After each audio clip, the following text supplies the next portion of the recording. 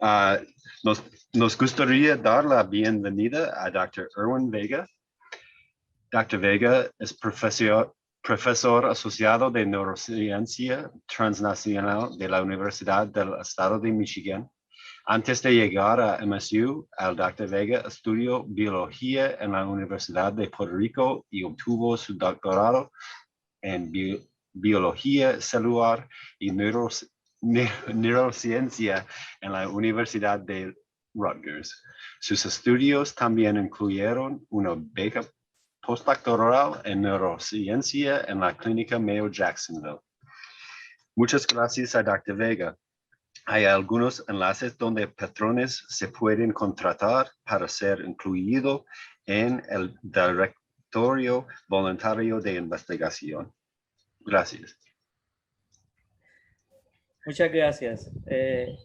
Hoy vamos por esa introducción. Hoy vamos a estar hablando sobre cómo crear un cerebro en forma, un cerebro saludable, especialmente en esas edades entre los 30 y 40 años de edad.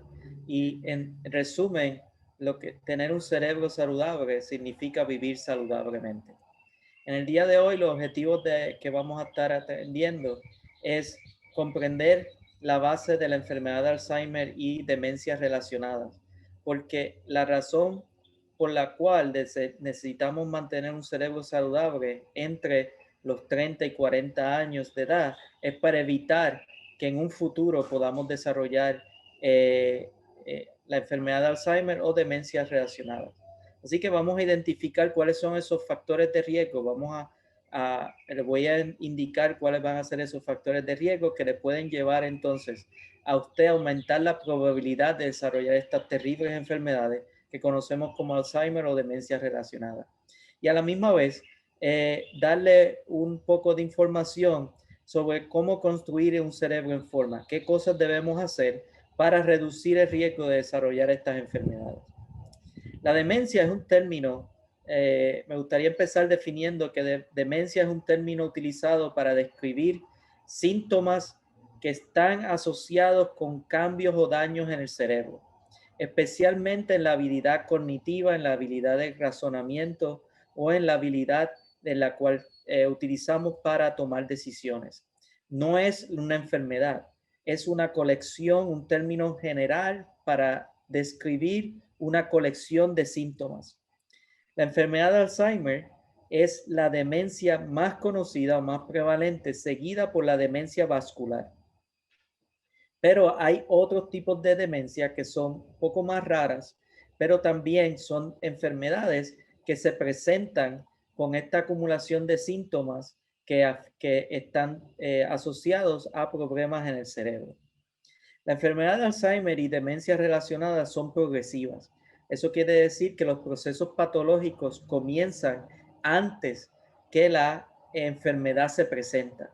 Los procesos patológicos en el caso de la enfermedad de Alzheimer están asociados con la neurodegeneración, la muerte de células en el cerebro conocidas como neuronas en áreas específicas que están asociados al aprendizaje y a la memoria. Otros tipos de demencia afectan otras regiones del cerebro y así es que se pueden distinguir los diferentes tipos de demencia de acuerdo a la área del cerebro que es afectada.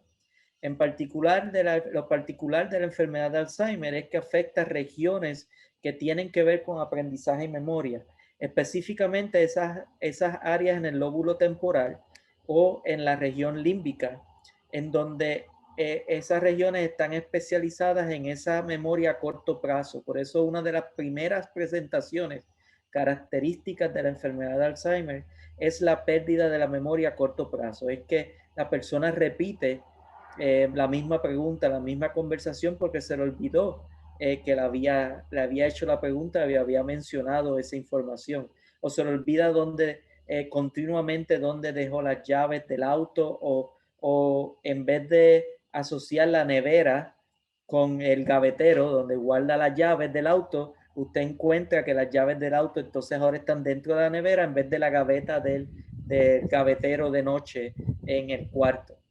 Esa pérdida de memoria y ejecución que afecta de día a día es por la progresividad de la neurodegeneración en esta área del cerebro, especialmente en el área que se conoce como el hipocampo.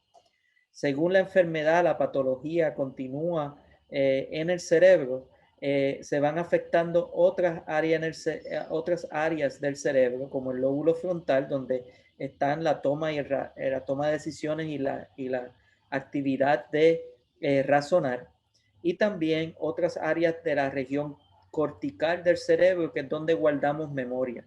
Por eso, cuando la enfermedad de Alzheimer continúa progresando, la persona se puede olvidar del nombre de sus hijos, del nombre de la esposa o esposo, del nombre del amigo, de los familiares más cercanos, porque en la corteza del cerebro es donde guardamos ese tipo de memoria que le llamamos memoria a largo plazo. La muerte de las neuronas en ese proceso patológico que lleva a la presentación clínica nuevamente ocurre a través de años. Y podemos ver aquí el daño que causa en el cerebro. Este es un cerebro normal. Los surcos se conocen como sulci y las partes estas que estoy marcando se conocen como gyros o giros. Y puede ver cómo esos espacios se expanden y se enfraquece esas regiones que llamamos los gyros en el cerebro. Ese cambio es debido a la muerte de las neuronas, muerte de las células del cerebro que llevan a cabo esas funciones de memoria, de aprendizaje, de recordar, de llevar a cabo actividades ejecutivas como el razonamiento, toma de decisiones. Y eso pasa nuevamente a través de años. Y la característica de un cerebro de Alzheimer es la presentación de dos patologías que son características de la enfermedad de Alzheimer. Una la conocemos como las placas amiloides que se encuentran fuera de las neuronas y son formadas por un péptido de una proteína que tienden entonces a agregarse fuera de las neuronas. Dentro de las neuronas se encuentra otro agregado que se conoce como los tangos o entrelazados, que están dentro de las neuronas y promueven la muerte de las neuronas. La presentación de estas dos patologías es característico y es la diagnóstico definitivo de la enfermedad de Alzheimer. En el aspecto clínico, se diagnostica como posible o probable la enfermedad de Alzheimer. No hay un diagnóstico certero, solamente el diagnóstico patológico después que la persona muere. Pero los estudios científicos nos han llevado a mejorar ese proceso de diagnóstico a los médicos, a los neurólogos, hasta un 85-90% de especificidad. Sin embargo, no hay una prueba de sangre, no hay una prueba que nos diga que la persona definitivamente tiene Alzheimer, así que hay una posibilidad, especialmente cuando es demencia causada por vascular, demencia causada por problemas cerebrovasculares, es bien parecida a la presentación clínica a una enfermedad de Alzheimer y a veces se confunden. Esperamos que en un futuro, por los proyectos de investigación, podamos encontrar ese instrumento que nos ayude a diagnosticar la enfermedad de Alzheimer y otros tipos de demencia de manera más efectiva y precisa. La enfermedad de Alzheimer está asociada a la edad, cambios en la edad, especialmente a personas de 65 años o más, 65 años de edad o más. Y ya personas que son mayores de 85 años, la probabilidad de desarrollar la enfermedad de Alzheimer, de presentarse la enfermedad de Alzheimer, aumenta a un 50%, a un 50% de probabilidad. Sin embargo, quiero recalcar que aunque en la literatura se debate si el proceso de la enfermedad de Alzheimer está directamente relacionado al envejecimiento o no, nosotros sí sabemos que durante el proceso de envejecimiento se pierden la capacidad de reparar y procesar insultos al cerebro. Por lo tanto, es bien importante poder llegar a estas edades con un cerebro robusto. Y ahorita ya vamos a hablar de cómo podemos llegar a estas edades con un cerebro robusto, con un cerebro que está en buenas condiciones y que puede tolerar insultos como que ocurren cuando nosotros envejecemos y perdemos la capacidad de reparar.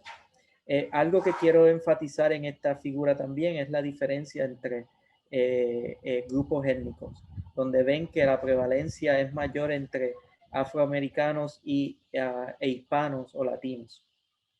Y depende del grupo que se estudie, pueden ser más los latinos que los afroamericanos o viceversa. Lo importante es que ambos grupos están a alta probabilidad de desarrollar la enfermedad de Alzheimer comparado con blancos no hispanos.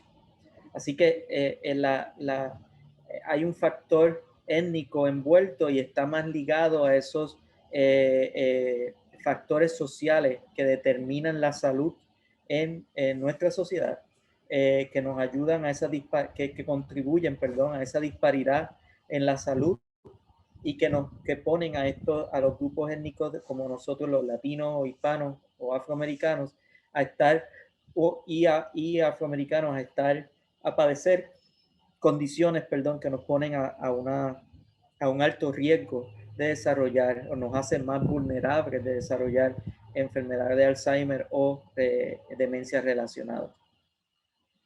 La presentación clínica, y es algo que he estado enfatizando desde el principio, la presentación clínica ocurre después de la acumulación de la patología. O sea que los procesos patológicos comienzan antes de la presentación clínica. Estudios han demostrado que esa presentación patológica, ese proceso patológico antes de la presentación clínica, pueden ocurrir de 10 a 20 años antes que los síntomas se presenten. Por ejemplo, si una persona desarrolla la enfermedad o tiene la presentación clínica de Alzheimer a los 65 años de edad, quiere decir que a los 45 años o antes el proceso patológico empezó. Por lo tanto, la enfermedad de Alzheimer y demencia relacionada no son enfermedades de lo que comenzó cuando estamos ya en edades avanzadas, sino que se presentan, los síntomas se presentan cuando estamos en edad avanzada. Aunque se piensa que son de 10 a 20 años antes de la presentación clínica, algunos estudios indican que puede ser hasta 30 años antes de la presentación de síntomas. Por lo tanto, otra vez, si una persona tiene 65 años, a los 35 años puede ser que el proceso patológico haya comenzado y a través de los años se va acumulando hasta que llega a los 65 años donde hay la presentación clínica. Desde el momento del diagnóstico hasta la muerte de la persona, porque las demencias lamentablemente son letales, no tenemos una cura o una manera de modificar cuánto progresa esta enfermedad, puede durar hasta 20, 25 años. Sin embargo, hay personas que desde el día del diagnóstico hasta la muerte pueden durar 3 a 5 años. Eso depende del individuo. Pero nosotros, está en nuestras manos poder preparar el cerebro para esas edades y aunque hayan insultos o patologías, porque se ha visto que hay personas que mueren y donan su cerebro a la investigación y han muerto cognitivamente, están sus funciones normales del cerebro. Sin embargo, tenían patología en el cerebro, pero nunca presentaron síntomas. Por lo tanto, si nosotros podemos modificar nuestra vida, que aunque tengamos algunas de estas patologías, no lleguemos a presentar síntomas, vamos a estar mejor. ¿Y qué sabemos? ¿Qué los proyectos de investigación nos han dado, nos han dicho? Que la obesidad, la alta presión, problemas con el colesterol y los ácidos grasos, una dieta no saludable, el alcoholismo, el fumar, esa dieta no saludable que nos lleva a desórdenes metabólicos como la diabetes, nos aumentan, son factores de riesgo asociados con la enfermedad de Alzheimer y desórdenes relacionados. Sin embargo, y quiero enfatizar que esto es a través de la vida, no es que tenemos que preocuparnos cuando ya estamos a los 75 años o más para tener una vida saludable. Estos son insultos que se acumulan a través del año y estos factores de riesgo que se acumulan, que no observamos el riesgo que estamos tomando y se observan a través de la vida, nos hacen entonces más propensos, más vulnerables de desarrollar algún tipo de demencia, alguna enfermedad asociada con demencia, cuando ya estamos entonces a los 65, 75 años o más. La manera de contrarrestar eso es tener una buena calidad de vida, mantenernos físicamente activos, retar nuestro cerebro, mantenernos educados, aprendiendo algo nuevo, y para eso vamos a hablar ahora. Antes de seguir a qué debemos hacer entonces para reducirlo, quiero dedicar unos minutos a hablar del COVID-19. COVID-19 se acaba de convertir en otro factor de riesgo para en enfermedad de Alzheimer y otros tipos de demencia. En particular para los latinos y los afroamericanos, que hemos sido los que más hemos estado afectados por el COVID-19. La disparidad ha sido muy grande y los números indican que más latinos y más afroamericanos comparados con blancos no latinos o no hispanos han sido más afectados. El virus que causa el COVID-19 puede definitivamente afectar directamente al cerebro y se ha visto por la pérdida de gusto, la pérdida de olfato y esa confusión que algunos pacientes tienen, ese cerebro que no pueden pensar bien, puede durar hasta 6 meses después de los síntomas. Y se ha visto que es por tanto la vascularidad del cerebro como afectando el virus directamente las células del cerebro, pueden activar procesos inflamatorios que afectan la función del cerebro. Al punto que se compara al COVID-19 con una lesión cerebral traumática, como tener un accidente o caernos y darnos en la cabeza, o los que juegan fútbol o boxeo que reciben un impacto en la cabeza. El COVID-19 se está asociando ya y se ha visto que hay marcadores en la sangre asociados a lesiones cerebrales que se encuentran en pacientes que han sufrido por COVID-19 sin tener algún impacto en el cerebro, solamente por haber tenido el virus que causa el COVID-19. Por lo tanto, ya se está asociando el COVID-19 como un insulto al cerebro y veremos en el futuro con las investigaciones que se están haciendo y que se van a hacer en el futuro, cómo o cuánto aumenta la probabilidad de desarrollar demencia en el futuro. Una dieta balanceada es sumamente importante para controlar nuestro metabolismo y tener un cerebro, darle la energía y darle la fuente de energía, darle esa gasolina que el cerebro necesita para funcionar correctamente. Entonces, tomando decisiones correctas nos va a llevar, y no comiendo comidas que son de altas en carbohidratos, reducir esos altos carbohidratos nos va a llevar entonces a tener un cerebro más saludable. ¿Cuáles son esas comidas? Pues tenemos que evitar comidas con grasas saturadas que se encuentran en las carnes, queso y leche, y sustituirlas por grasas que son mejores para el cerebro, como la que se encuentra en el aguacate o que se encuentra en los peces que son peces grasosos como el salmón, que es la omega 3. Y hay suplementos para esto, también de omega 3 que usted puede adquirir. Sustituir nuevamente las grasas saturadas por omega 3, por ejemplo, es beneficioso para el cerebro. Tener una dieta rica en frutas y vegetales también es importante porque las frutas y los vegetales contienen antioxidantes.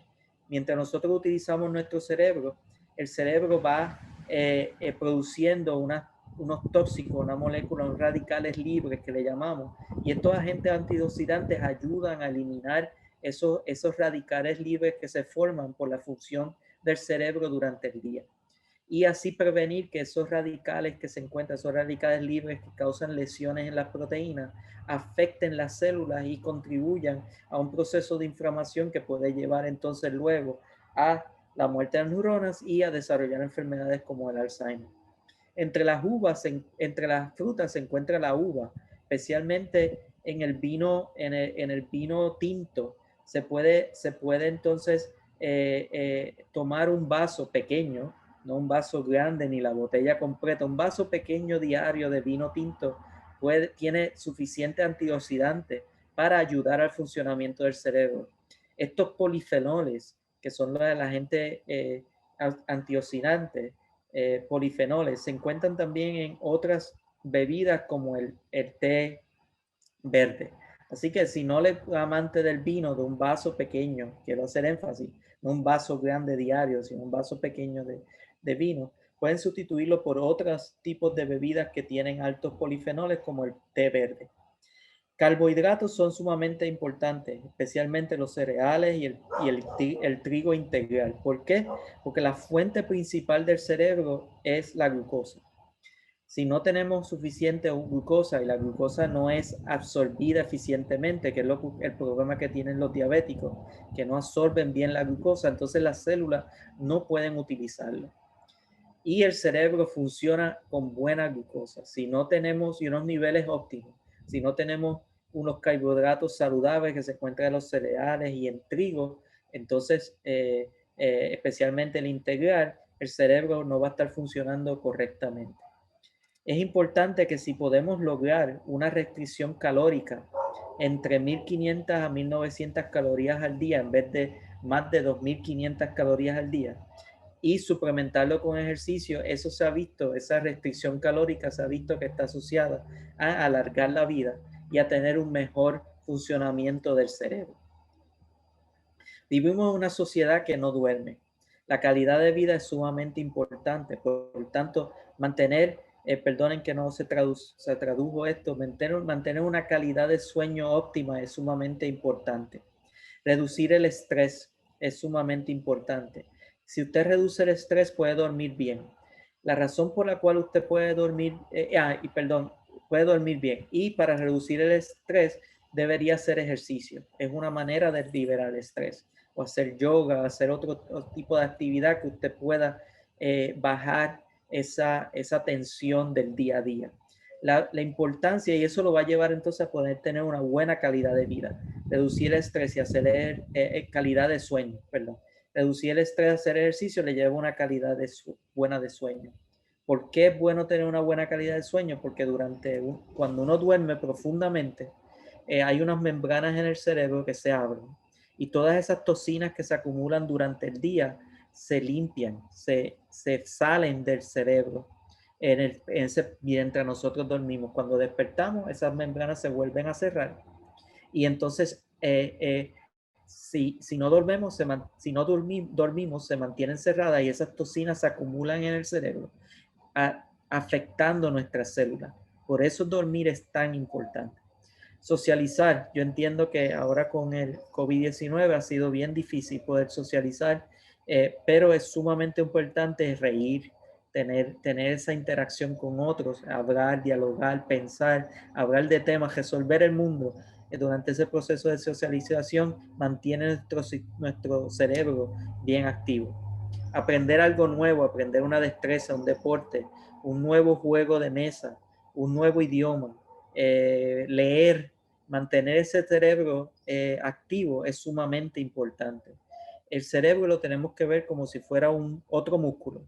Nosotros hacemos ejercicios con pesas para vernos nuestra constitución, vernos saludables, vernos con músculos. Así mismo es el cerebro. Nutrir bien con buena comida, nutrir bien con buenas actividades, reducir el estrés, va a mantener ese músculo, ese cerebro, ese tejido cerebral óptimo para después cuando llegamos a edades avanzadas podamos que se nos reduce el proceso de reparar, entonces ese cerebro va a estar sólido, va a estar fuerte, robusto para poder lidiar con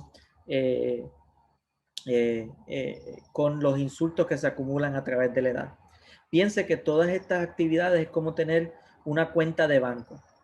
Si usted tiene una cuenta de banco de ahorro y usted deposita dinero, cuando llega a su retiro va a poder vivir una vida saludable, una vida que va a tener dinero para poder, cuando deja de trabajar, se retira, tiene esa cuenta de ahorro. Si usted durante su vida no mantiene una cuenta de ahorro y viene un problema, se daña la casa, se daña el auto y no tiene ese capital, va a perder el auto, se va a dañar la casa. Y así mismo sucede con el cerebro. Ahora, si usted tiene ese capital que ahorró, pues entonces puede reparar su carro, puede reparar su casa.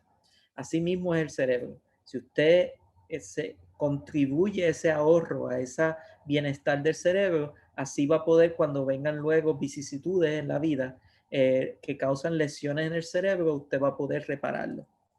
Por lo tanto, la calidad de vida es importante. Yo sé que vivimos en una sociedad que esto es más fácil decirlo que hacerlo, pero relajarse, identificar esos factores que aumentan nuestra ansiedad es sumamente importante para nosotros poder lidiar con esas situaciones, poder identificarlas y poder tener un estado de ánimo más relajado.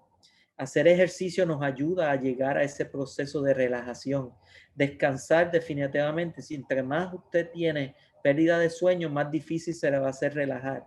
Se le va a hacer relajarse. Socializar también ayuda a uno a distraerse, ayuda a nosotros a poder hablar, a poder reírnos, que es tan saludable. Y ponernos retos, mantener nuestro cerebro activo, mantener nuestro cerebro aprendiendo cosas nuevas, es lo más importante. Puede ser cualquier oficio, cualquier tarea, leer un libro, ver una serie, aunque sea aprendiendo algo nuevo, nos va a llevar a mantener a depositar esa cuenta de ahorro, la cual usted luego va a desarrollar, va a poder utilizar para poder proteger el cerebro y aunque tenga procesos patológicos, no llegar a la presentación clínica, que eso es lo que queremos. Toda esta información es producto de la investigación. Lamentablemente los latinos no participamos en proyectos de investigación. Es sumamente importante poder participar en estos proyectos de investigación porque así podemos entender qué nos beneficia a nosotros en comparación a otros grupos étnicos. El enlace que está disponible en la área de chat es solamente para establecer un directorio de aquellas personas que están interesados en participar en proyectos de investigación. Aquellos que estén interesados en escuchar más sobre proyectos de investigación, por favor llenen ese cuestionario, el cual van a estar en este directorio y podemos entonces llegar a ustedes para poder darle más información sobre estos proyectos de investigación para poder entender cómo nosotros los latinos en particular podemos, entre otras cosas, evitar el riesgo de llegar a estas enfermedades que tanto nos afectan a nosotros principalmente. Con eso, ahora estoy disponible para atender preguntas que ustedes puedan tener. Gracias.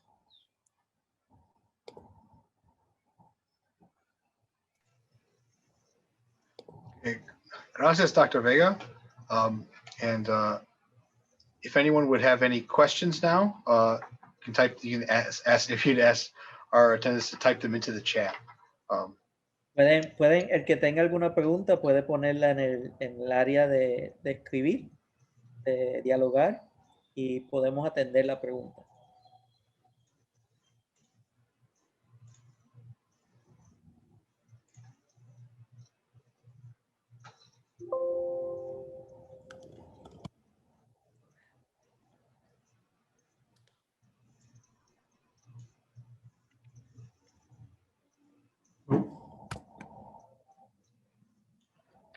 Okay, I'm not seeing any questions in the chat. So I think that might finish us up for the day. Gracias, Dr. Vega, for presenting with us today. Again, this is a great presentation, and we were really happy to host you and have you. So see us next week for our third and final session. Thank you very much. Take care. Bye. Thank you.